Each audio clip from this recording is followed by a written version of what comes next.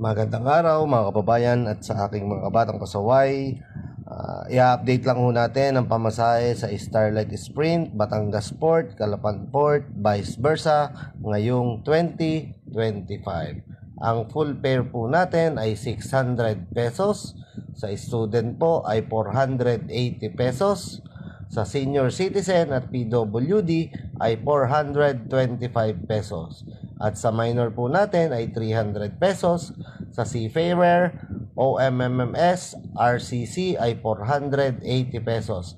At sa infant po ay 60 pesos.